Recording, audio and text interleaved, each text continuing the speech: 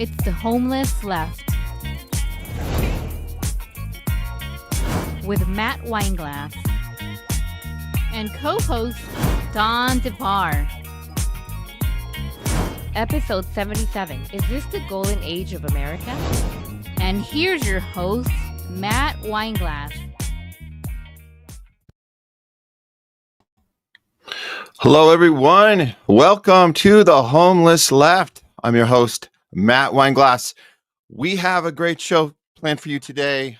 We have Don DeBar. He's going to be checking in with us live from Washington, D.C., right after the Trump inauguration happened yesterday. I know you guys have probably been tuning into that. So we're going to be giving you guys some deep coverage on how everything went down from D.C., the aftermath, everything that's happened in the last 24 hours. I wanted to give a shout out to Mickey Willis in the opening, the Trump dance. I was considering waiting to later in the show to play that. It's a little over the top, but we did want to acknowledge that there are a lot of people celebrating right now. It's a time for more than half the country is in celebration mode. Obviously, you guys know we here at the Homeless Left go a little bit further into the complexities of what we're actually bringing in now in this new regime. Out with the old regime and with the new, but did anything even change at all? You guys know we've been having these conversations all the time, all year long, all last year leading up till now. So it's a significant moment, changing of the guard, but we do want to give acknowledgement that there is at least something in the air that more than half the country is actually in celebration mode right now. So we can, talk more about that later in the show. We are calling today's show, Is This the Golden Age of America? That was Trump's opening line at the inauguration, calling this the golden age of America. What does that even mean? We have to get into Biden and what he did in his last 24 hours leading into the end of his 4 years and the pardons that went down. You guys saw the Fauci pardon and all his family members. We got to get into that as well. And then what Trump immediately did when he got into office, the executive orders that were issued. We're going to talk more about the ceasefire situation. We call it ceasefire theater. Later on in the show, we got a little This Week in Hollywood. We want to look into the Dave Chappelle monologue at the Saturday Night Live opening. That's something to look at. And also, we're going to look at a little interview from Cori Bush by Michael Tracy, where she gives away the Biden-Ukraine proxy war con job that we've all been part of for the last three and a half years. But we are going to be coming to you guys every week now, twice a week, Tuesdays and Thursdays, 12 noon Pacific, 3 o'clock Eastern. And we are streaming live on Rumble and Twitter X, as you guys know. And now we have our new channel up finally now on YouTube. Now, you guys know we actually have been terminated from YouTube previously. So the Homeless Left does not actually exist on YouTube until we just came up with this burner account. So actually there's our banner. Let me go ahead and throw you guys that in case you haven't known yet. We just started this channel, THL Presents, now on YouTube.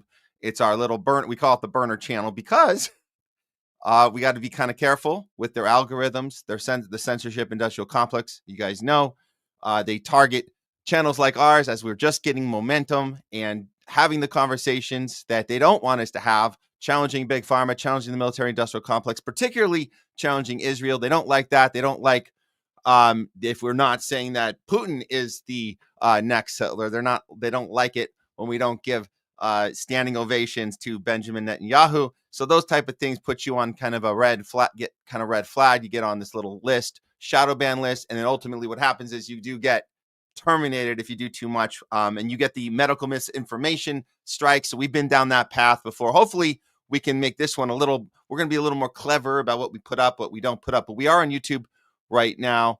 And of course, you guys know we're right here on Twitter and on Rumble. That's our home base. This is where we don't get censored. We get surveillanced, but we don't get censored. So that's good. So we can have the conversations. They'll keep track of us. They'll keep us in databases. I don't know if there's anything we do about that, but at least they won't pull the plug on us. So we do appreciate that on Rumble, on Twitter. And of course, you guys can show us your support on Locals. Homeless Left is on Locals. We do appreciate any one-timer or ongoing contribution to what we're trying to do as independent media, honest independent media, non-tribal approach to news, which we do, which we've been giving to you guys for the last year and a half. We want to continue going strong from here. And then don't forget to follow me and the Homeless Left on X/Twitter. Okay. Before we get started, we just want to let you guys know, reminder to anybody watching today, welcome to this channel. We're here for anybody who's feeling uneasy about the state of politics, our economy, our society over these last few years. Anyone who feels like the party's let them down, whatever party you felt part of, whatever tribe you felt like, this is the club you're in. You feel good when you wake up. You feel like you're part of a family, but you're getting pushback just for asking questions. And you no longer want to play that game of tribalism. You no longer want to play this game of identity politics and the red team versus the blue team. If you're sick and tired of all the hate and the division being sold to us by the media, and you're sick and tired of being told to punch down at people, punch at your neighbor, punch at your family members and friends and colleagues, and you're ready to start punching up with us, well then, the Homeless Left is the place for you. We happen to be homeless from the left. You might be homeless somewhere else. What's your story? Where are you homeless from? From the right, from the middle, from the up, from the down, all around, upside down, it don't matter. Let's all be homeless together. Okay. Let's right now, what we're going to do is I want to show the end of Biden's final 24 hours before we get into what happened with Trump. So, I don't know if you guys are aware, CNN showed us the stats right in the last few hours. They put it right up on the screen. What are the stats? What is the approval rating for Biden? It can't be that bad, right? It can't be like the worst of all time. That would be exaggerating, right? Or would it? Let's check it out. Number. All right. A good or great president at the end of their terms. Well, Barack Obama, 52% of Americans thought he was a good or great president at the end of his presidency, 2017. Donald Trump, very much behind Barack Obama at 36%. But look at how low Joe Biden is. My goodness gracious, you can't really get lower than 25% in our polarized era, because the bottom line is there's going to be a bunch of Democrats who would say that Biden was a good or great president no matter what he did. But yet it's only a quarter of the country who believes that Joe Biden was a good or great president. It is the lowest number since AP Nork started tracking this back at the end of Barack Obama's second term. Bottom line is Joe Biden goes out a very unpopular man at the end of a 50-plus year political career. It is. It's so interesting, and there's so many questions too about like, are we so more divided now than we were back in 2017? Is it Joe Biden? There's a lot there to chew on. Yeah. I do want you to talk us through Trump's popularity at this point. Yeah. So if Joe Biden's numbers are at his lowest point, right? Donald Trump's are right near his top point. We have a little thing up here. I'm so tall. I was managed to actually bump it. Look at this. Trump's record favorable rating. You go back 4 years ago, he was at 38%. Look at where he is today, 47%. That is the highest favorable rating Donald Trump has ever registered in an average of polls. So, do you guys think that they know that why this is? Do you think they're legitimately confused? Because I know a lot of regular people, especially here in LA, they're totally confused by this. They don't want to believe these numbers. Do you guys think the media pundits, do you think they know what's happening here? Do you think they know that they're losing the narrative, that they're losing this ability to divide us and make us think Hitler just came into office and that Joe Biden's a good man, very decent man, good friend, as Bernie Sanders once said, very good friend of mine, Joe Biden. Do you think that they know why this is happening? I do. I think they know. I think they don't want to have to report this, but you know what? You can throw Biden out now and you can figure out a way to kind of keep this narrative of the good guys have to get back, get their shit together and get things back in order. You can kind of maybe throw Biden out in the trash and try and figure out a way to reposition this narrative that we have to stop Hitler. I don't know. I don't know how they're going to do it because they have the least ratings ever at this point in their history. That's where they're at right now. That's where CNN is right now. I think there might be another minute or two on this. Let's see. What we're dealing with is something very interesting, whereby, as I was saying, Joe Biden's at his worst point. Donald Trump is actually at his best point, being with this such a high favorable rating. One other little last thing I will point out, because I want to get to the forecast a little bit, is just take a look at this. Will Trump be a good president? In January of 2017, you saw 48% for Donald Trump. Look at where we are today. A majority expect that Donald Trump will be a good president. So expectations for him are quite high. We'll see if he's able to meet those expectations, Jessica. Yeah. And Wow. I think that's kind of an honest report. I know they don't want to have to do it. I do think they know exactly what's going on. But again, there's a lot of confused people, a lot of people, and we know, right, like I said earlier, right here in LA, all over the country, especially in these blue states, especially in these big cities, they're confused as hell right now. They don't know what to think. They've been brainwashed. They've been captured. Their minds have been captured. And I feel kind of bad for a lot of them because they don't really know what's actually going on right now. Well, you want to know what's actually going on right now? This is the type of garbage that that Biden gave us in the last 24 hours. If you guys didn't hear about this, he issued this on the 20th. This was literally yesterday, right before Trump was sworn in. This is a statement from Joe Biden. Our nation relies on dedicated, selfless public servants every day. They are the lifeblood of our democracy. Blah, blah, blah, blah, blah. General Mark A. Milley, blah, blah, blah. Dr. Anthony Fauci. So he's saying in certain cases, some have even been threatened with criminal prosecutions. Threatened with what? The criminal prosecutions with a judicial system that you used against Trump. This is a threat against these people. Well, what are you going to do about it? Oh, and that also includes the entire committee to investigate the January 6th. So it's not just this General Mark Milley. It's not just Anthony Fauci. It's the entire committee.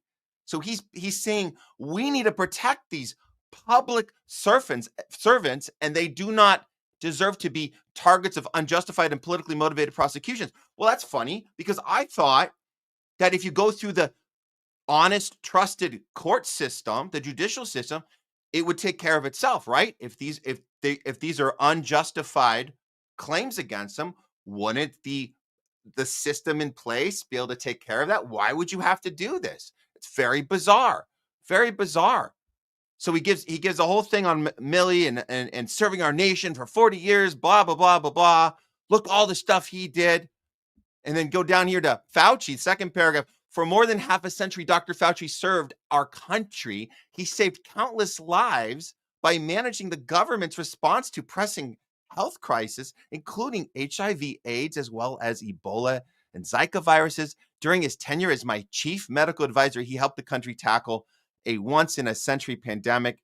The United States is safer and healthier because of him. Okay, if you really believe that, let it speak for itself. Very strange that you have to put this letter out, tell us how great these people are, particularly Fauci, and then give this BS justification for why you're pardoning these psychopaths.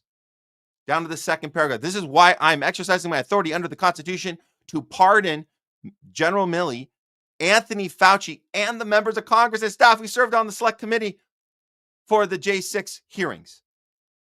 If you go down to the bottom here, the issuance of these pardons should not be mistaken as an acknowledgement that any individual engaged in wrongful doing, nor should acceptance be misconstrued as an admission of guilt for any offense. Our nation owes these public servants a debt of gratitude for their tireless commitment to our country. Wow. Holy wow. By the way, according to Wall Street Apes, and this is interesting to point out, we had the same thing when he pardoned his son Hunter. We saw the timeline. If you're wondering why Joe Biden chose the year 2014 for Anthony Fauci's pardon, it's because that's when Barack Obama and Fauci took over the Ukraine biolabs. Oh, that's another thing we're not allowed to talk about. The biolabs. 2014, the same year, the CIA took over the Ukraine government. So interesting that must be a coincidence, right? And then Ukraine falls into the civil war, February 2014. For the next 8 years, we have total chaos there until we finally push. You put Biden into office. Trump kind of delayed this process when his first term, but then you put Biden in, and then you push Putin for the invasion in February of 2022, 8 years later. But we weren't allowed to talk about the biolabs, which we know for a fact are there, and we're funded by all these companies. We know the whole thing, guys. We covered this on the show. So Fauci is directly connected to that. That's why his pardon begins the same time that Hunter Biden's begins, which is the beginning of 2014. He gets 11 years. Is that interesting? 11 years. What a random number. It's not like 10 years. It's 11 years. So bizarre. So bizarre. Wow. All that protection. Yep. And the dates match perfectly. So there you go. This is why he was pardoned for that 11 years. Same timeline as Hunter Biden. Let's look at Rand Paul, as we know, who really was the spearheader in Congress that went up against Fauci for the last 4 years. Let's see what he has to say about this. If there was any doubt as to who bears responsibility for the COVID pandemic, Biden's pardon of Fauci forever seals the deal. As chairman of the Senate Homeland Security and Governmental Affairs Committee, I will not rest until the entire truth of the cover-up is exposed. Fauci's pardon will only serve as an accelerant to pierce the veil of deception. And then let me take this banner off here. Yes, Fauci will go down in history as the first government scientist to be preemptively pardoned for a crime.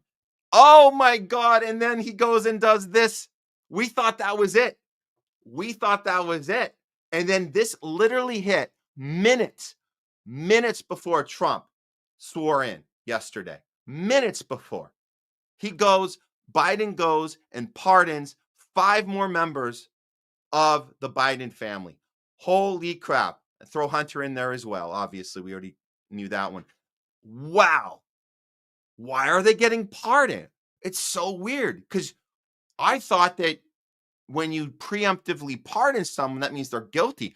I mean, the media must be going crazy over this, right? I mean, they must understand how ridiculous and how incriminating this is, right? Because this is what they used to say 4 years ago. This is what the media used to say. Let's watch a few of this. If somebody put this together, gotta watch a couple of these clips just to remind you how the media spun this and how they're spinning it now and pretending this is totally standard, totally normal. Let's see what they did 4 years ago when Trump was, and let's be clear, considering preemptive pardons. He didn't actually do it. He was considering it, and the media went batshit crazy about it. Check it out. Number. All right. A good. Oops. Sorry. Wrong one. Here we go. Preemptive pardons. They went crazy about it. Here we go. Have you ever heard of somebody getting a preemptive pardon who was innocent of all crime? Who's just an innocent person? Have you ever heard of that? Just somebody getting a blanket pardon and they're an innocent person? But no, it's the president's own family. It's people that have been covering up for the president in addition to his own family. Is there an innocent explanation for someone to seek preemptive pardons for family members? Would you do that if you knew you were innocent and just worried about outside forces? The answer to that is going to be no. If you haven't done anything wrong, you sit there and go, what do you need a preemptive pardon for? If he pardons people preemptively, he's essentially telling the public that these people have committed crimes. And we may not be aware of what they are, but the pardon is clear evidence that crimes have been committed. I imagine if he decides to issue these preemptive pardons, it will be cast in a way that he is protecting his family and protecting their reputations from, villainous exterior forces that are against him. First off, we should just take a deep breath and acknowledge the audacity of a president who's so clearly concerned about his own criminal culpability and that of his family members that pardons are a major obsession with him. The idea of a kind of prospective pardon, this sort of permanent federal get-out-of-jail-free card, that seems to be what we're talking about in the case of this, right, with Giuliani and his 3 eldest children who, as far as we know, have not been convicted of a crime.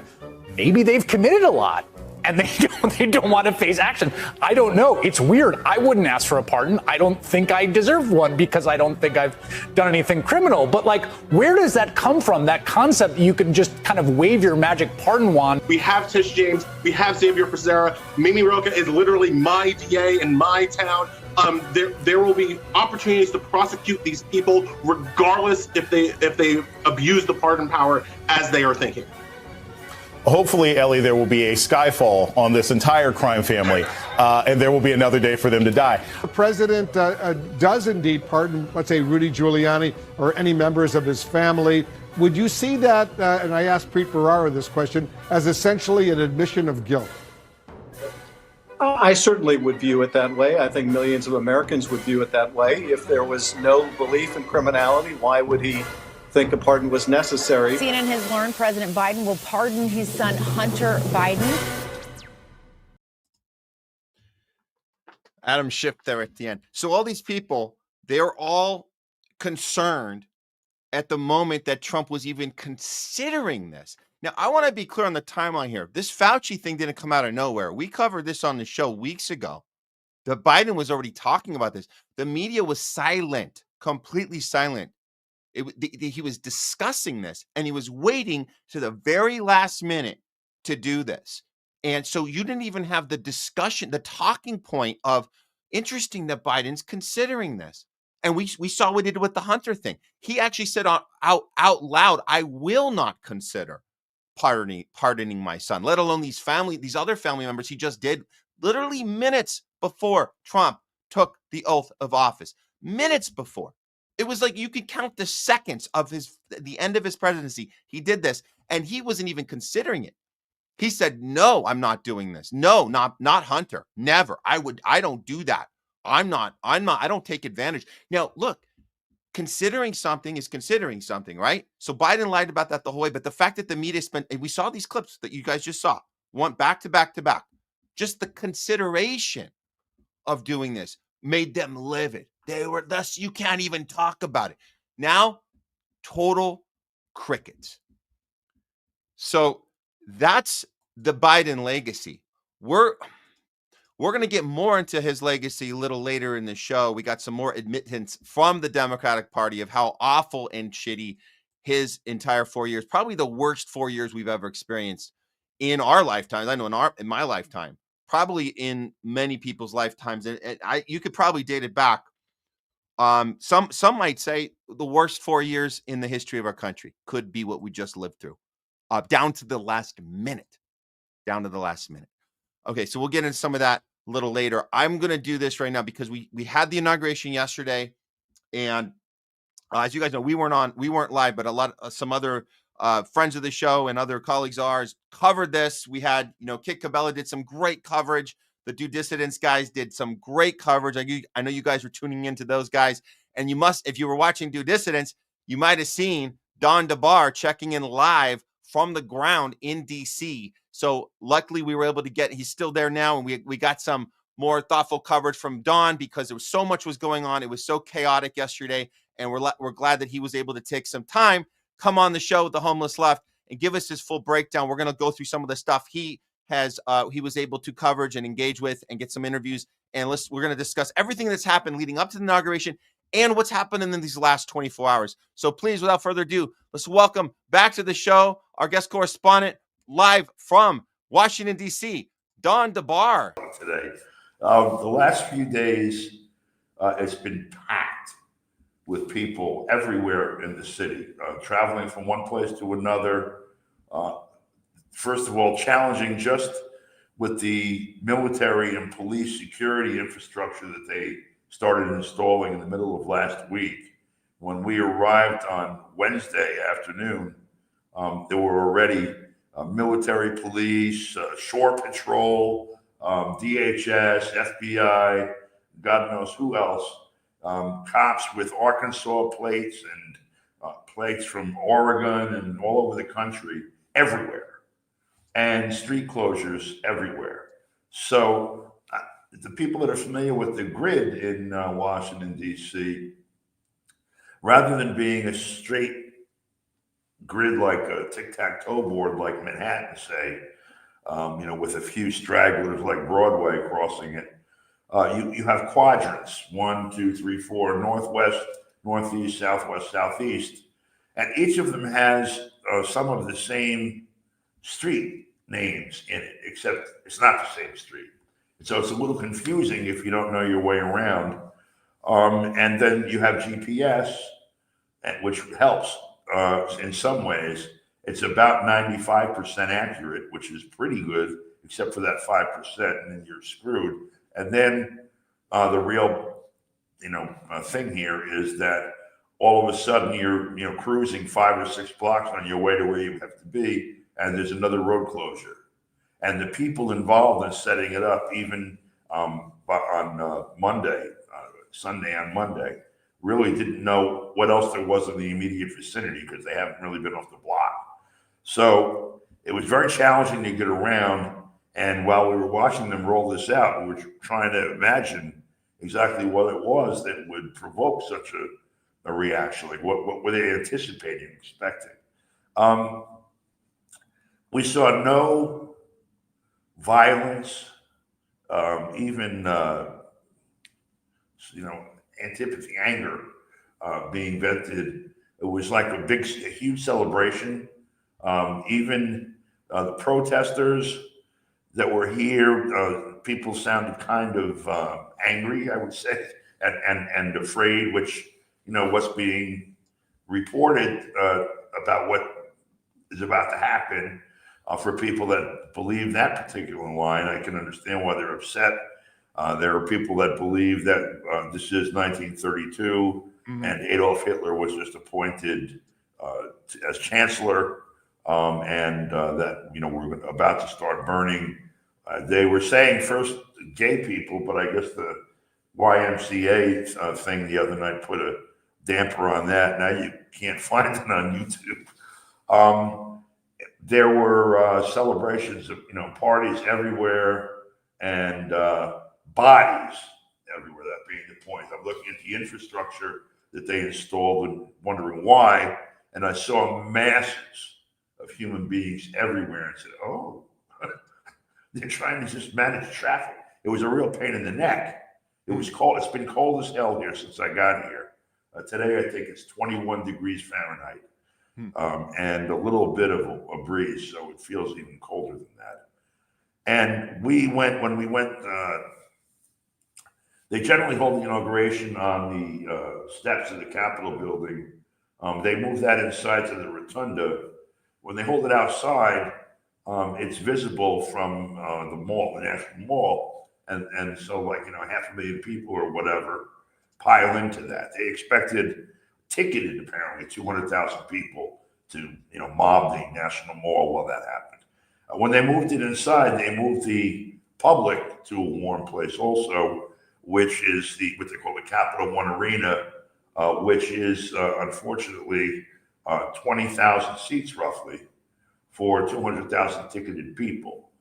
So I had gotten tickets to cover it, and we couldn't get near the place. We were online and winding through these streets in the neighborhood there for an hour and a half, 2 hours.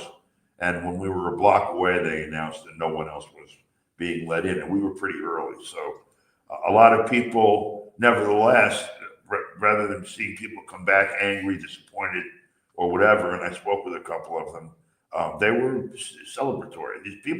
There are people here from all over the country who came here because they think that there's some sort of a shift for the better that's taking place.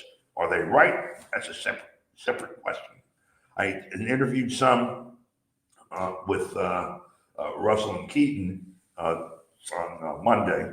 And, just like any other group that you interview, it's not like you're getting folks with a PhD in political science or economics or, government, whatever.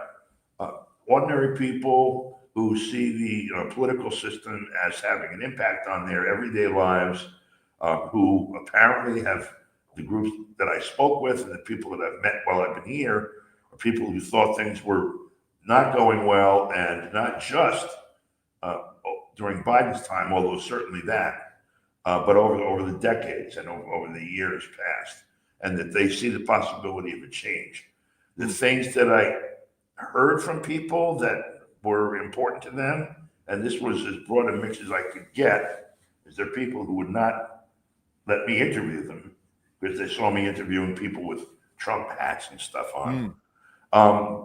Essentially, they were concerned at first about their own situation, about prices, price of food, medical care, things like that. The social issues, quote unquote, were very high on the list also. Surprisingly to me, I still don't understand how, but I know why we're fed that stuff, because it does provoke a response in people. Girls, basketball being protected from boys dressed as girls, is the way I heard it put. Other social issues along those lines. And a sense, though, that there was some sort of an adjusting of the public narrative that would allow, more free speech and less restriction. I think certainly the things that are going on with the announcements by a variety of social media outlets that they're going to stop, quote unquote, censoring, quote unquote, and Musk's takeover of X, Twitter, whatever, and the opening of that, the announcement that TikTok, which had been suspended for a few hours, was going to be allowed to operate. Almost everyone I spoke with mentioned these things. It was important to them to be able to connect with other people using these platforms, and so that was on their mind also. I think finally, the thing that seemed most important to the people that I spoke with was that they felt that they had a chance to be heard, not just in social media, but just generally in the electoral system again. There were a good number of people who felt that the last election was stolen in 2020.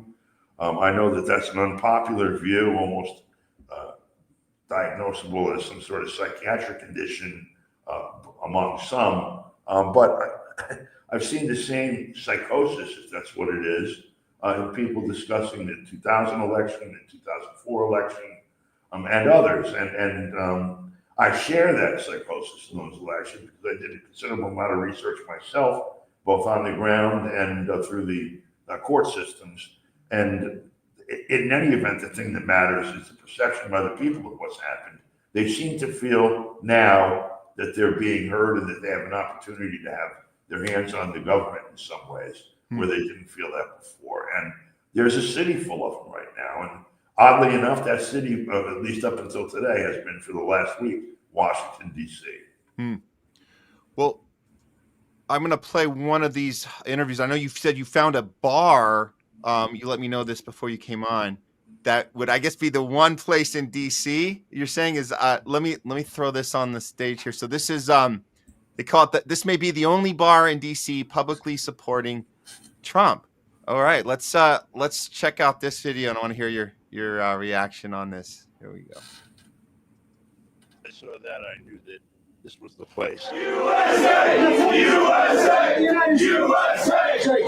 USA!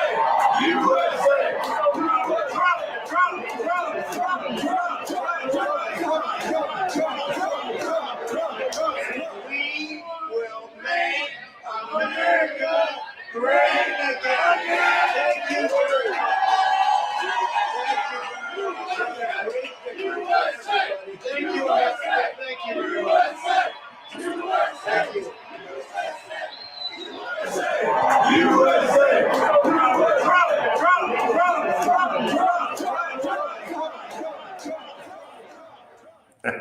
As soon as I saw that, Yeah, that's interesting because I was I was in DC 4 years prior, and it was clearly a place where they were afraid. They were actually afraid. This is I will let me ask you, were you there last time? Were you there 4 years ago? Because I know we didn't know each other then. I didn't have the show then. no, I was watched C-SPAN, and no, I didn't. I wasn't here. So I was helping with some camera stuff for BBC coverage that were there. They were there doing the Newsnight show, and I was on set with them. The whole thing was about it was the fear that Trump people were going to be so angry they were going to destroy the city. It was insane, and so they had boarded everything up. They thought these people are just they're gonna destroy everything. They're just these vicious, as Hillary once said, they're deplorables. As Biden's now saying they're garbage. All the divisive language, right, to get people to think that 4 years ago these people were going to destroy everything. Now, you mentioned earlier, I want to ask about this. So the people there protesting the inauguration, were they doing anything? Like what was their vibe? You said they were kind of angry, confused, maybe sad, or what was their vibe? Because this is like the reverse, right? This is them not really knowing how to function now that they're watching their guy go out, and this Hitler character coming in that they were told it was Germany, not Nazi Germany again.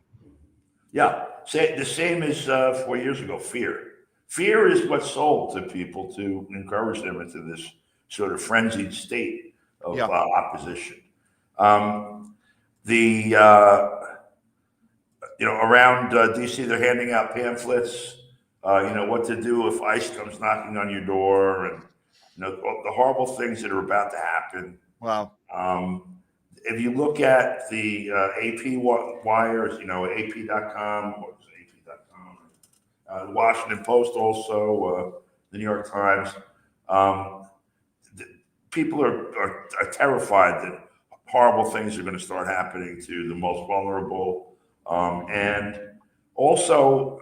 It's pretty frightening in the social media sphere. I'm seeing people talk about, they're referring to Trump.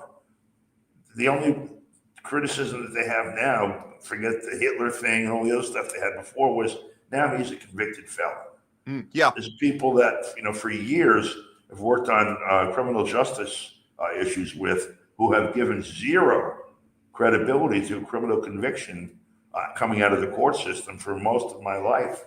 All of a sudden, the most damning thing about Trump is that he has criminal conviction. So there's a disconnect from people's own, political sentiments and histories that's sort of driving this. And you can look at the media. Which media outlet someone is looking at, and really it's frightening to the degree that you can predict what they're going to say and how they're going to behave in the context of something like this. The people that are looking at MSNBC and CNN are of the opinion that Trump is a special, unique, or not even almost, unique danger to the republic, a term that most of them haven't used in their whole lives, by the way, and that the democracy that exists in this country, which most of them would have denied only 10 minutes ago, is under threat or about to be lost forever, and that we're talking about death camps for gays and other things as a part of the political discourse, and so there's an energy to the protests here and 4 years ago. I mean, this is not a phenomenon just of, I'm not going to use the term the left either, because that is not the left. But it's not just a phenomenon of the supporters of Democratic candidates, but also of Trump and other candidates. The media here has, they understand they have a monopoly on the pathway of information from the outside world to the brains of everyone looking at it. Everything that people know about what happens in Washington, from Congress to the streets, gets their information through the media? How many people read the Congressional Record on a daily basis? How many people sit in front of CNN, C-SPAN, which is also, by the way, the media, and watch the proceedings in different committees and others? And I don't mean the ones that they feature today, because what's going to be conducted, the circus that's going to happen inside a committee meeting today, is part and parcel of a larger public relations campaign that's being conducted. But the everyday goings on of the various congressional committees, most people can't afford the time to do that. The members of Congress can't do that. How does somebody that's got to feed their family slinging hamburgers or driving a taxi or loading a dock or working in a factory, how are they going to do that? That we rely entirely, almost, upon the media, what's fed to us through the media. I don't think, Don, that it's an issue of people don't have time to pay attention. I think we're talking about, because you mentioned about, you brought up the convicted felon thing, and this part is important because you and I covered this together when that verdict happened. I remember in real time we were looking at that as those felonies he was officially a convicted felon. And I think that there were very smart people that were studied in law, people that were very book smart, very on point, were looking at this and still couldn't see between the capture. And I think that's what the main problem is. It's the capture of these people. You and I mean, look, I said 4 years ago, I was working out in DC where you are right now. I was working with BBC. These are people that do this all day long. They get paid to do this. So they don't have that excuse of, I don't have time to look at this. They were all captured too. I literally walked into that studio and every single person, cameraman in front of the camera, director, production assistant, everybody was like, we have to stop these psychopaths from taking over our city. And so like you ask yourself, well, where do you get that from? You do have the time to pay attention. You do have the time to look at it. Lawyers and studied people now, when the 34 felonies went through, they have time, they have energy, they can look at it. Why don't they see it? I don't think they see it because they've already been captured.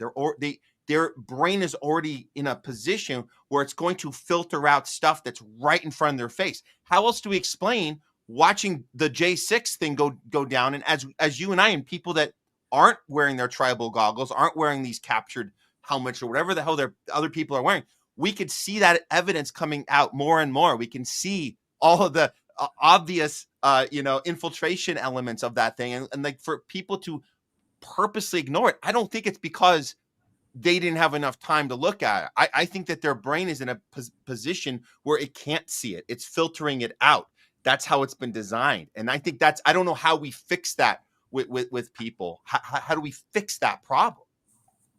I mean, it's a question here, of course, of how people process what they see. Critical, evaluation, whatever, what they call critical thinking.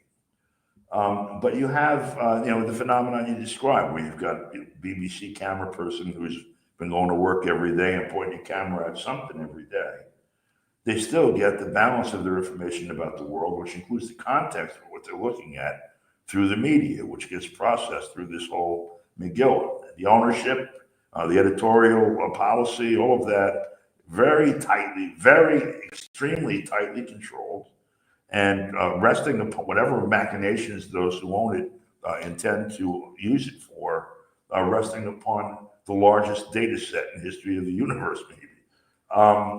Then what they're looking at in real life, even if they're news people, and even if they've been reporting on news stories every day, is a minor, like an almost insignificant part of the whole, which they're looking at through the same machinery that the rest of us are looking at, even if they're plugged into it from the front end.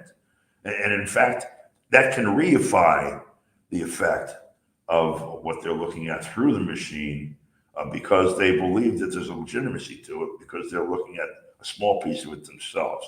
But if you really look critically, for example, at some of the things that, as one of those folks, you point the camera at, and then watch what it becomes out in the world, it gives, it tends to help decode the rest of it in a way. So anyway, this is not the central point here, although this is the phenomenon that we're dealing with to try to, tell people that you guys are at each other's throats, kind of on a, it's a lark, it's a mistake, and it's actually something intended to keep you in the situation you're in, so you don't try to solve the problems that you're experiencing. Yeah. Well, let's look at, oh, go ahead. Sorry. I'm sorry. I think that there's a sense among people that support Trump that there is a shift in that paradigm. And there's something else, because last night we went to an event that was sponsored by the Center for Political Innovation, this Caleb Hoffman's group that I spoke there. Garland Nixon was there. Dr. Wilmer Leon was there. A number of people were there, and cool. It was an interesting evening, just in terms of hearing different people's perspectives on what we were all witnessing. But the thing that was more interesting to me was the way people were viewing what was happening themselves. Not MAGA people at all, communists, leftists, people who have been working on some of this stuff, 50 years and more, talking about this as perhaps, we're standing on the precipice of, a new epoch. You have the changing geopolitical situation, with the rise of BRICS, the decline or dissipation or disintegration of the monopolar world, being at the brink of World War III or in it already, the huge changes in global economic condition, the rise of China, the rise of India, the whole expansion of BRICS and what that means for integrating an alternative global economic architecture, and the maturation of social and political values that are the product not of 19th century ideas and 20th century reality, but 21st century perspective on all of that, and apprehending the problems facing us in the 21st century and going forward towards the 22nd. People that are either immersed in political activism and academia, as well as ordinary workers and people in general, feel that the difficult, at this point, for many intolerable situation that they've been experiencing for decades, and in many cases longer, is about to change, for better or worse, and that they have an opportunity to put their hands on it and help guide it from where they are in one fashion or another. And they see this election as being, I won't necessarily, some see it as central, many do. All see it as an important component of this process. And so that's kind of an interesting environment to spend a week in, which is what I've pretty much done now. Let's take a look at one of the interviews here, and this is the local, I think, this was from the same spot, right? The bar, the one area that you got the excited people. This is the vibe you're talking about. That something's happening. There's something in the air. To me, it feels kind of similar to that. There's something in the air back in 2008, 2009 with Obama. We felt something was happening. There was a momentum. It feels like it might have reversed a little. I want to talk about that maybe a little bit. Let's hear this interview you had here. I'll make sure the volume's up. Okay, tell me your name and where you're from. Yeah, Tim O'Neill, originally from Maine. I live in the D.C. area now. So why are you in D.C. now? Yeah, so I actually work on Capitol Hill. So today's the victory rally, tomorrow the inauguration. What do you think about that? Yeah, I mean, I think I'm very excited about it, and we're going to save America tomorrow. We've gone through 4 years of weaponization of the federal government and terrible policies, and we're finally going to have Trump back, and we're going to fix a lot of that. Why do you think he would be able to do things that he says he wanted to do more this time than last time? Yeah, I mean, I think just look at he's more popular now than he's ever been. He's got the House and the Senate. I know it's the majorities, but we also have Mike Johnson and John Thune who are going to be working hard to get his agenda passed.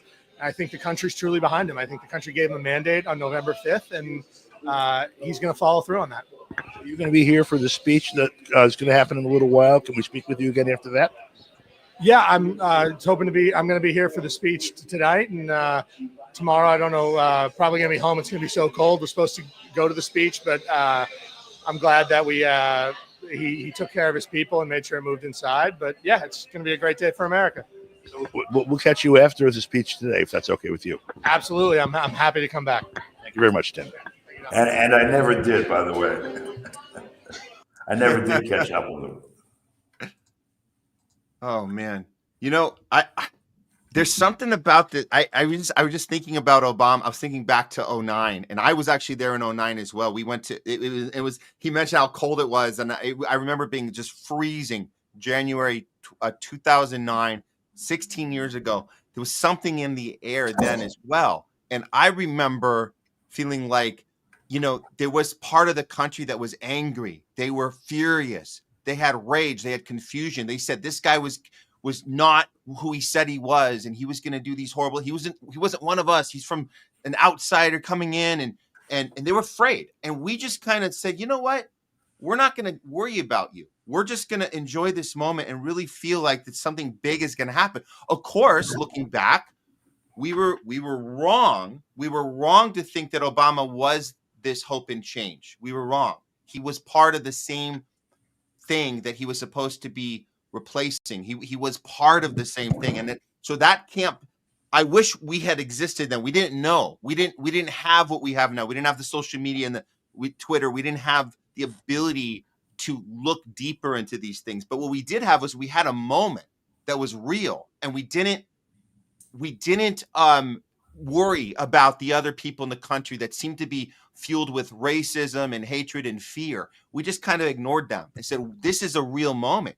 Do you feel like that might be the reverse of what we're experiencing right now with the people that want this hope and change with Trump, and they feel that no matter what happens later, there is a moment, and they're kind of ignoring that rest of that we talked about earlier, the people living in fear and confusion and think that Trump is this Hitler thing. They're just ignoring that. And they're saying, no, we have a real moment happening here. Of course, you and I are in this third camp of being able to really look at it with critical thinking skills and say what's actually happening. But do you think in that sense of the thing, do you think there's been a kind of a reversal in these 16 years of the hope and change versus the dread and fear? Well, a lot of this rests upon, you have the same problem with the source of information being, determining whether it's virtual or real. The bulk of it comes to us through virtual means anyway, and they're outside of our control and well within the hands of control of the people that these other political activities are intended to counter, out in the world, out in the political street, whatever. Barack Obama, distinguishing the Obama phenomenon from the Trump phenomenon, there are a few things. A constant, first of all, is the fact of an increasing sense of pauperization, of desperation, etc. The economy was in free fall. We were at a massive war again. If they had gotten away from Vietnam syndrome, it came in and sat on our head at that point. And so they were so desperate. I've heard enough people say now over the years, they were so desperate that they elected the black guy. That was unprecedented in the history of the country, as everyone knows, and was reminded if they had forgotten. But this particular black guy wasn't the Martin Luther King or Malcolm X, or Du Bois or Paul Robeson or others that have been produced by this country, but rather a guy from Kansas, raised in the Midwest, who was, fair-haired child of the system all the way through Harvard Law, and then just appeared out of nowhere as the Democratic presidential candidate, beating, the anointed queen, Hillary Clinton, in the primary. that was a bit suspicious all by itself. Who was this guy? They let him speak at the 2004 convention with a long line of people who wanted to and who had actual power in the party establishment in the way, and yet he emerged and he was presented in the media favorably all the way up to the moment he became the nominee. Donald Trump's treatment by the media, although very fawning up until about mid-2015, has been anything else since. And as a matter of fact, this treatment in this most recent campaign by the entire political establishment is unprecedented by far. There have never been criminal charges uttered against the presidential candidate before, let alone dozens of criminal convictions on ridiculous charges of paperwork violations from years ago after the statute's run of no political or economic or other consequence whatsoever. The media, wall to wall, has been hostile since he first uttered words suggesting that NATO was obsolete back in 2015. So the question, however, for us isn't it clear then that Obama was not our guy, meaning the people, and that Trump is, or are we being shown a repeat of what we were shown in 2008? Obama is spent.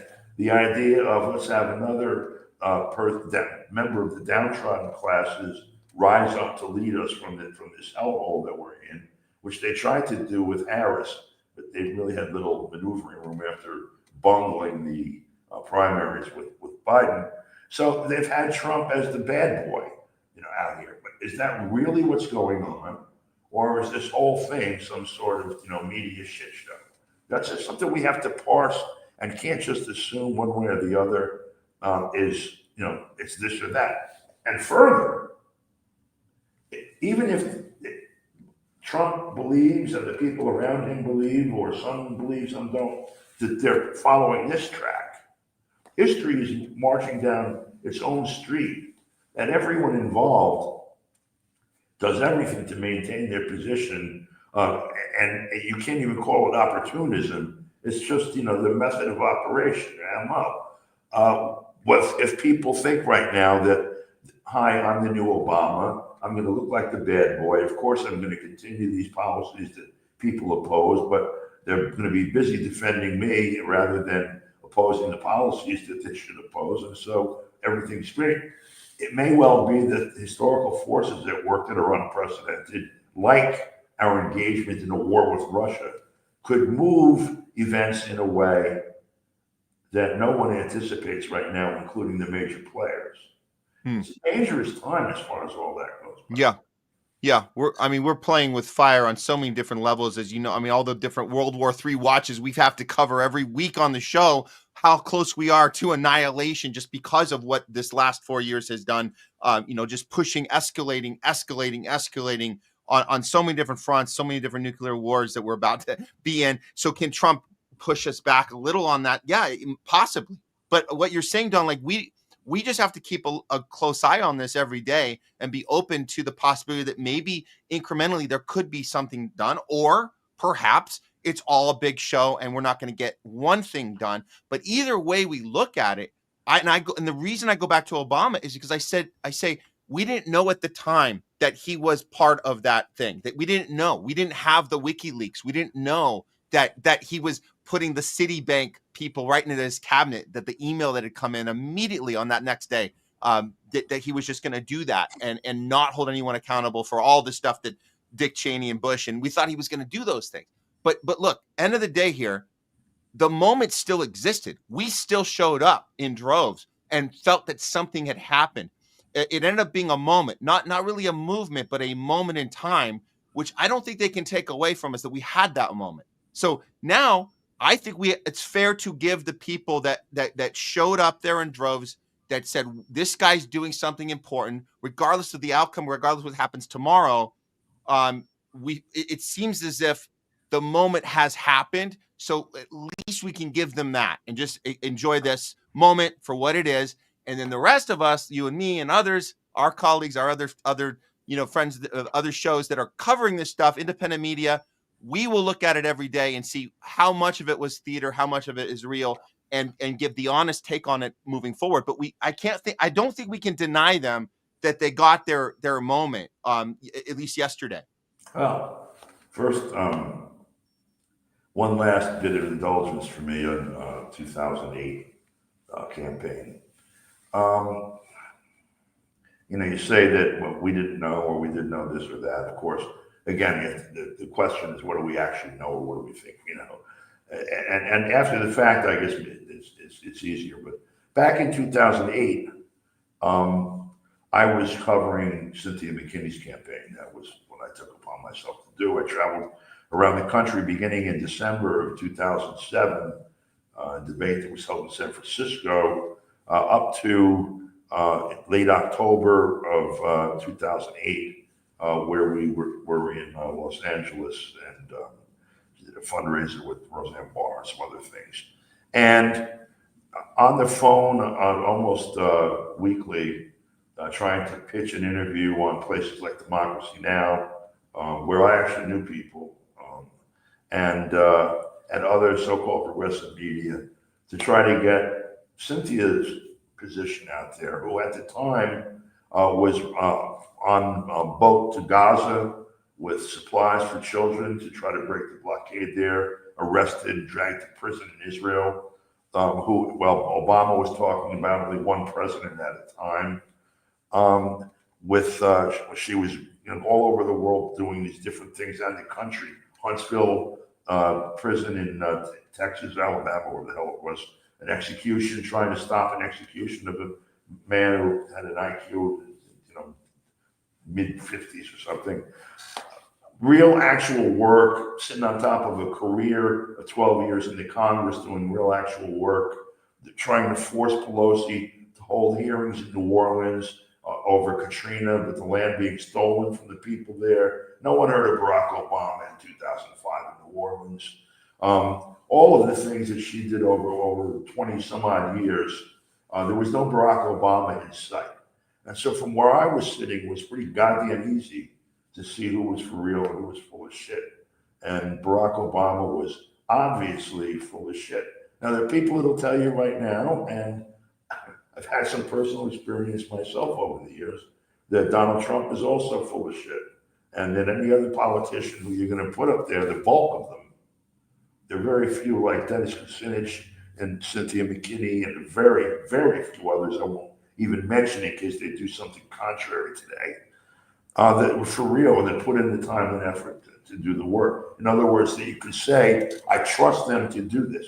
The stakes are so large and the things that are in motion now so powerful.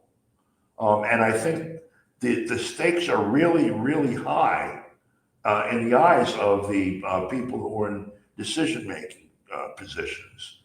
I think the elite in the West understands that unless they change the course of history, pushing against the course it's following, that their time is going to be up soon as the masters of the universe. Despite the fact that some people think they're going to be one of the leading billionaires at the time we colonize the solar system, or whatever other delusions any of them have. The real stake in this is what is going to happen here on this planet for us as our labor is no longer necessary. Our role as consumers has been waning for decades, and the power of those sitting on top of it and the wealth have been increasing at an accelerated rate. We have a world being, it's seeping through our fingers and into the hands of a very small group of people. And we don't really have a concept of the whole of it, let alone a plan to change its course. And the political system is the place where we think the battle is, the electoral political system. And you can see that there are a lot of people involved in all sides that are focused on that. But is that what we're supposed to do? And if it is, how the hell do we get through this? I don't know the answer to any of these things. Yeah. These are the questions I wake up to every morning. Yeah, and those are the right questions to be asking, Don. these last 24, do you have a few more minutes? Because I just want to ask your opinion on what we saw in the first series of hours. Really, they didn't even get to 24-hour mark, and Trump has already initiated, fast-tracked a bunch of stuff. The first thing we noticed right away was this. He took us, the United States officially withdrew from the WHO. This is a huge deal. So we saw this. Here it is. Withdrawing from the World Health Organization, sir? Ooh, that's a big one. So we paid $500 million to World Health when I was here, and I terminated it. China, with 1.4 billion people, we have 350 to pay. Nobody knows what we have because so many people came in illegal, but let's say we have 325. They had 1.4 billion. They were paying 39 million. We were paying 500 million. It seemed a little unfair to me. So that wasn't the reason, but I dropped out. They offered me to come back for 39 million. In theory, it should be less than that, but you know.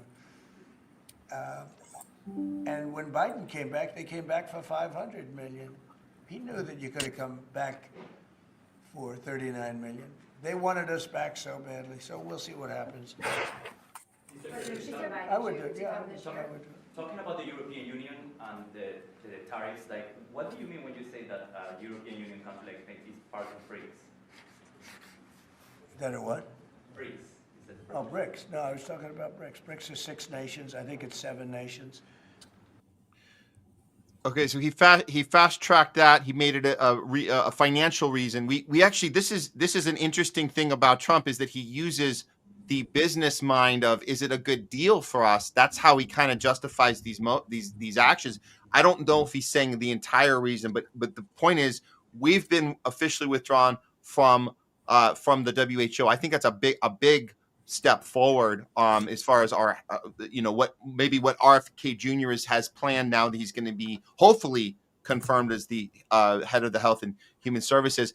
This happened immediately after. I want your take on that. And then this happened with what he calls the January 6th hostages being released, and he calls them hostages, what I think is kind of interesting, because the fact that we know that they weren't given proper due process during the judicial system for about 1,500, I believe. Let's see what happened there. This was last night. In there, where we're doing further research. Nice to see you again.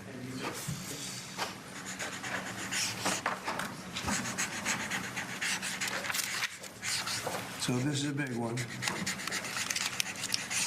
Anything you want to explain about this? We hope they get them. We hope they come out tonight, frankly. They're expecting it. Approximately 1,500 people. Six commutations. Were there any cases you did not commute or pardon people? We're looking at different things, but the commutations would be the ones that we'll take a look, and maybe it'll stay that way. 1,500. Wow.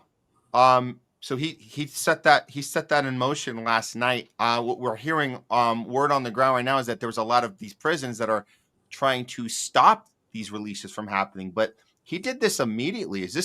Did you see this coming, Don, that he's doing these things immediately? And there's a few other examples as well. I mean, he just went right to it. Does this look like something that might be moving us incrementally in the right direction? That he's going right to work immediately from taking the swearing in? One of the problems that we have with our system of government, that I used the word "R" very almost ironically, is that you have like a big man government rather than a different model. Let me give you an example. This is an extreme of the other. I was in Tripoli, Libya in 2008. Tripoli was the capital city of Libya that had a population at the time of about 2 million people, which is pretty much the same population as Manhattan, not New York City, but Manhattan. in an area fairly similar, although the intensity of the scale of development didn't have any feel like that at all. So Libya at the time was governed by a system called the Jamahiriya, which was a creature of the leader of the revolution, 1969, Muammar Gaddafi, and others in the country that had worked on developing the government from 69 forward. It was a form of self-government that my friend Bob Fitrakis, who teaches political science out in Columbus, Ohio, said and is of the proper age to make this comment, would please any advocate of socialist self-government in the SDS back in the 60s. It was almost like something out of the New Left playbook. So I'm living in Tripoli, and there's a school across the street from my house. And these maniacs drive through my neighborhood every day, 70 miles an hour. There's no speed limit. And these kids risk their lives every day crossing the street. I grab a bunch of my friends and we go down to the municipal hall, the Congress Hall, People's Congress Hall down the block on Tuesday when they have the meeting where whoever shows up is the government. And I make a pitch to the people who showed up that, look, the school is across the street from my house, it's kids, cars, crazy. We need a stop sign on either end of that block, and we need a speed limit imposed of 10 miles an hour and very severe penalties for violation. All in favor? Aye. All opposed? Wednesday morning, there's an order that goes out to the traffic division. Thursday, Friday, Saturday, when they get to it soon, the signs go up on either end of it. Speed limit, stop signs. Laws changed. A guy gets pulled over in there, he's looking at 30 days or whatever they imposed. Following Tuesday, some guy who was going to work Monday and is used to zooming through there shows up, is stuck in the thing. It said he's late for work, calls his friends. They go down to the town hall on Tuesday night and they say, what is this crap? We can't do this. This city has to operate. Keep your kids safe some other way. All in favor, aye. Aye. All in favor, nay. 3 people from last week showed up, nay. The ayes carry it. Wednesday morning, the guys from DPW are out there taking the signs down. That's a model of government that involves everyone, as opposed to a model of government that involves one person or one small group of representatives.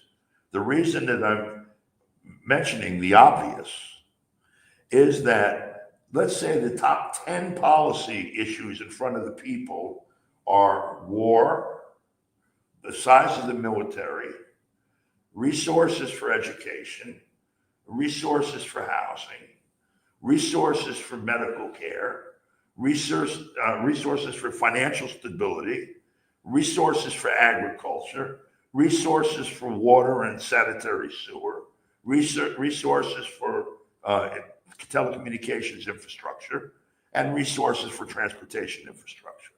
10 items, each one severe policy implications for the people in the country. Let's say one guy has exactly the same policy positions as the other guy, with the exception of, let's have World War III. You know, that's the limited choice involved here is itself corrupting. And I don't necessarily mean in a sense of financial crookedness, but corrupting in terms of the ability to govern for self-government. We don't elect a variety of members of Congress, depending on the position on this or that. These are allocated by land, by territory, by jurisdiction. Not the legal jurisdiction, but by the political jurisdiction, subdivision. And so I got one guy going to Congress and 2 senators going to Congress that are going to be dealing with all of those issues. That is a fundamental problem in dealing with like a list of things that we have to deal with right now. So Trump comes out, of course, bull in the china closet, signing executive orders. That's his way. It's his charm in a way too. It's also his charm in the same way that snake charmers charm a snake. It's look at this. This is the shiny thing in the room, and it's what you'll be talking about as opposed to what I'm actually doing. There are some policies that were adopted, implemented. I would say implemented is more accurate. With respect to telecommunications, for example, the censoring of social media being a big one, the further consolidation of the legacy media, I guess you call it, the further alienation of the public from the microphone and camera, despite the dispersion of cameras and platforms like YouTube that allow people access. The management of the different algorithms by which these things are found by viewers has become more and more closely held. And so you have 1,000 voices, but only one gets to the ears of the people. Right. That being the one chosen again. This policy, we saw a couple of reversals with the immediate one with TikTok. It seems hugely significant, and it is if it were allowed to stand. And I think the important thing here that shouldn't be overlooked, and maybe it probably is the essential thing, is that even if these things that we are seeing being done turn out to be in and of themselves insignificant, the fact that they had to be done in response to the people's pressure, the people's demands, people's actions, whatever, is very significant. That's the thing to study and to try to draw lessons on how to do that more and better. And so talk about build back better. That would be the thing to build back on. How do we identify the issues of real interest, not what catches their eye, but what goes to the heart of what people's needs are, and force the political economy to deliver it, to force the political establishment and or those in power to deliver it. The question in front of us at a rather urgent moment, and I think Trump is an interesting player. I'm looking at the Associated Press newswire. If you'll indulge me, if I can find my glasses, there's a list of things that he did in these executive orders that are being pushed back. With a huge number of resources being applied to that. Between with respect to the birthright citizenship, for example, I don't know if people are familiar with what that is. The 14th Amendment basically Americans born in America are legally Americans. They're citizens. It doesn't necessarily mean everything it sounds like it means. And the law has been ambivalent over the years. And it's been expanded, the understanding of what that means, so that you now have, if 2 people are here without documentation, 2 people are here illegally, and they have a baby here, it's been treated legally by the government as if the baby's American because they were on the soil. Trump is rolling that back by executive order, and I saw first 18 and then 20-something states are bringing lawsuits immediately today, like within the first day of his administration. There's pushback on like a half a dozen of the other things that he's promised to do, including TikTok, by the way. You've got the Associated Press, not even the Washington Post or the New York Times or Rachel Maddow or Brzezinski and her husband, whatever that clown's name is. Not just those, but Morning, the Joe. Press with a list of misspoken words yesterday, false statements made by Trump during the inauguration. That like the forces of opposition to whatever he plans to do are already assembled and filing papers. And so we're going to have that at the center of whatever he tries to do also.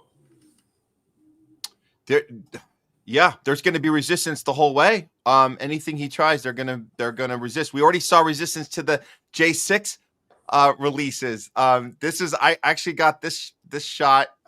Somebody filmed this at one of the prisons, that the actual jail guards and the prisons themselves are going to block the releases of some of these prisoners. Isn't that insane? Like immediately they're already saying no. Here, check this out. So I'm outside of the DC Gulag, and there's now some Antifa here, and the cops are standing between us and some of these Antifa people. The guards are refusing to let the J6ers out. They have defied President Trump's pardon. The pardon says they're to be released immediately, and they've defied that. They know that the U.S. Marshal has been called, and I was told specifically by one Metropolitan Police officer, she doesn't care that the U.S. Marshals have been called. So we have a situation out here, and we could use some help, President Trump. Please send the U.S. Marshals immediately.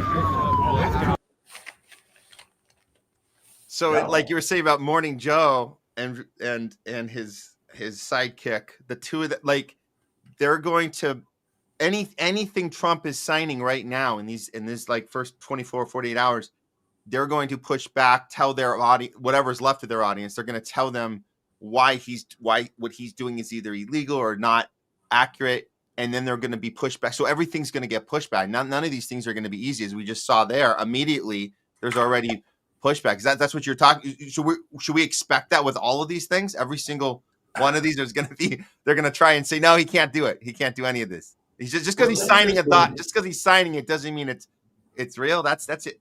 Because it seems like Biden got to do anything he wanted, sign whatever, and there wasn't any pushback. Biden's gone. And now what's going to be interesting is essentially as they sue Trump, particularly let's look at the pardons. As everybody in the universe sues the Justice Department, which has unlimited resources, so an ability to learn and project power, certainly. As they go from jurisdiction to jurisdiction and develop legal theories by which they can thwart these pardons, what they're doing is showing Trump's Justice Department how to thwart the pardons of Hunter Biden, the Biden family, all of the people that are listed in these various pardons of Biden's. If the power to pardon by the president is not absolute, and if these are the limitations of it, and the more rigidly they define them, you can cookie cutter apply them to each of the pardons issued by Biden. I think it's almost hilarious, except for the fact that you've got real people's lives here that are involved. In the case of people who've been over-sentenced, that Biden finally got around to pardoning, nice of him, given that a lot of them are in prison because of his activity as a legislator and as a demagogue. And also people like January 6th and others that are clearly political victims. And so each of the other points as well, where they're fighting back and forth, you've got the things that Biden did that Trump is going to undo. Biden did a lot of things as well by fiat, by executive order, administrative rule changes, and a whole lot of other crap that extrajudicial that everyone in Congress would vote for it, but they don't want to be on the record voting for it, so they're going to leave it alone if somebody else makes the thing happen.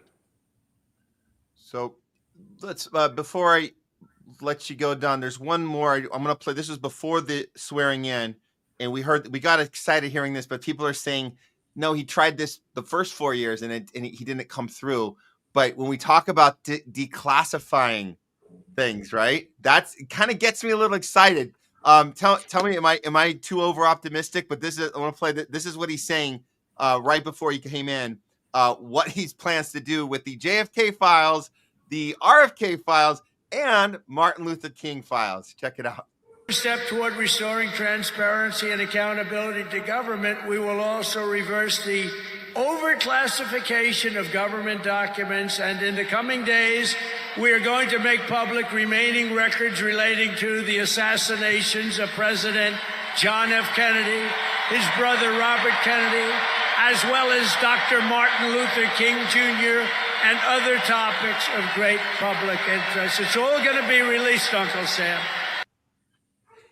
Don DeBar, what are the chances that any of these three files get released to the public in the next 4 years? Well, I mean, the question is, more complex than that, too. Let's say there's 3 boxes, in some dark closet in NSA or wherever the hell they keep this stuff, that include everything JFK, everything RFK, everything Martin Luther King. By the way, what about Malcolm X? Right. By the way, what about Fred Hampton? By the way, what about George Jackson and others? This country's littered with the bodies of political assassinations. What about 9/11? All of it, okay. But let's say these 3 boxes are on a shelf. The question is, what's left in the box? Is that missing piece of Jack Kennedy's brain, excuse the insensitivity, but is that in the box? Or has that been long buried? Is that, in a mist somewhere next to Patrice Lumumba? We don't know what evidence remains, certainly. And then, of course, how many hands have been on Bobby Kennedy's file since 1968? Just to make a little adjustment here, let it out here, let it in there, and take it a little more around the waist. So, assuming he is telling the truth for the sake of argument, and intends fully to release everything he's got, who knows how reflective what he's got is of the reality of the things that happen. And he doesn't know either, by the way. He may have a memo that supposedly details all that, but only a fool would say, well, then that must be it. Well, like you said earlier, Don, we're just gonna have to take this day by day and look at it, as best we can with critical thinking skills, and not on team red or blue or any team at this point.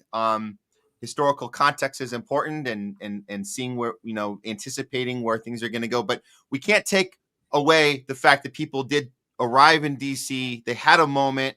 That moment belonged to them. You can't really take that moment away.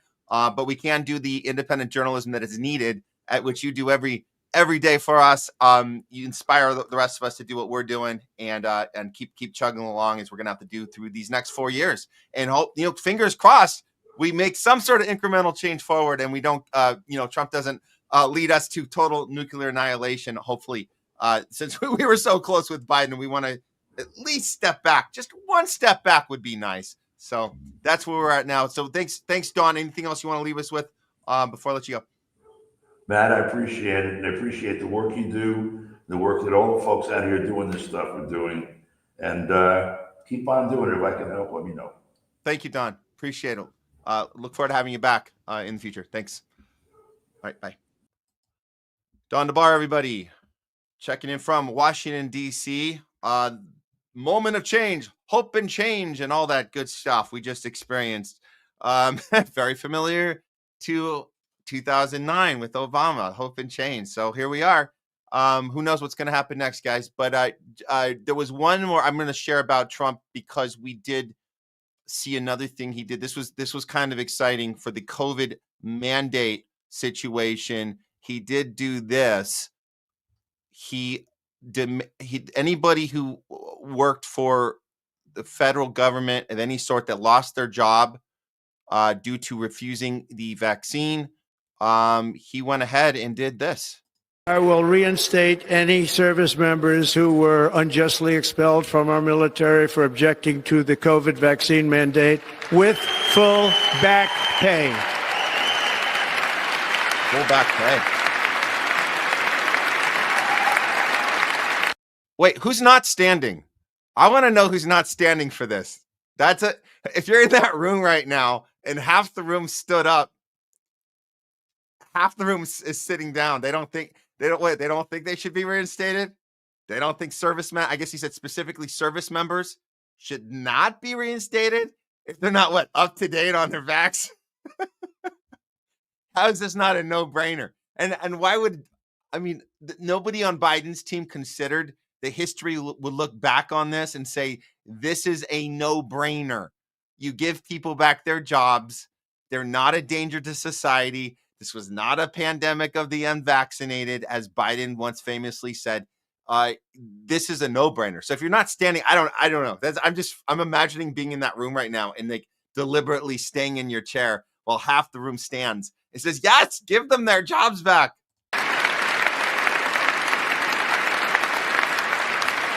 And I will sign an order to stop our warriors from being subjected to radical political theories and social experiments while on duty.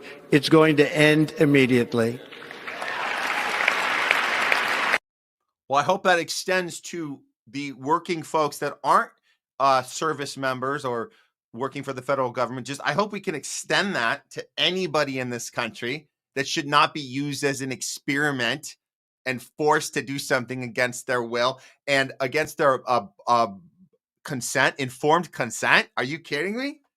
Not to mention private records of your medical history should be also private. So there's a lot more to go on that part, but wow, it's just nice to see that happen right off the bat. Good start there in the medical freedom movement, getting step forward here. I hope we have more of those little mini celebrations that we're gonna have hopefully in the next sooner than later.